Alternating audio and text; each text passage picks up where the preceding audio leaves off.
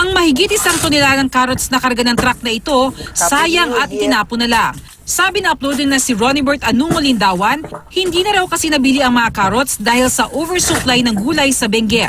Nitong nakaraang linggo, bumagsak ng piso kada kilo ang farm gate price ng ilang gulay tulad ng wombok. Ang carrots, 3 pesos hanggang 5 pesos per kilo. Ang carrots, ang cost of production per kilo niyan is 16 to 17 para break even si farmer.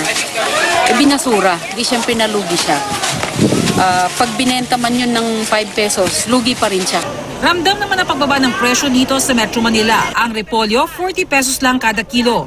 Ang cauliflower at broccoli, 80 hanggang 90 pesos. Bagsak presyo na rin ang mga gulay mula Baguio sa Tandang Sora Market. Pero hindi lang sa gulay may oversupply. Posibleng magkaroon na ng oversupply ng mga itlog sa pamilihan.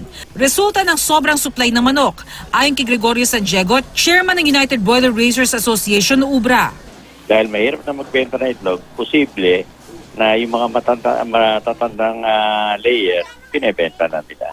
Ang problema, nasa 1 buwan lang ang shelf life ng itlog at posibleng masira na. Bumagsak na sa 32 pesos ang farm gate price ng manok ngayon, kaya marami na raw poultry farmers ang nalulugi. Pero kahit bagsak na ang presyo ng manok, mataas pa rin ang presyo sa palengke na nasa 120 hanggang 150 pesos kada kilo. Dapat dagdag na 50 pesos lang ipapataw ng retailer mula sa farm gate price o 95 pesos lang per kilo.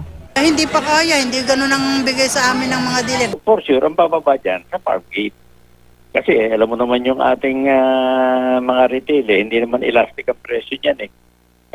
Basta yan, kahit nga bumababa kami sa mga farm, minsan nagugulat kami sa retail, tumataas .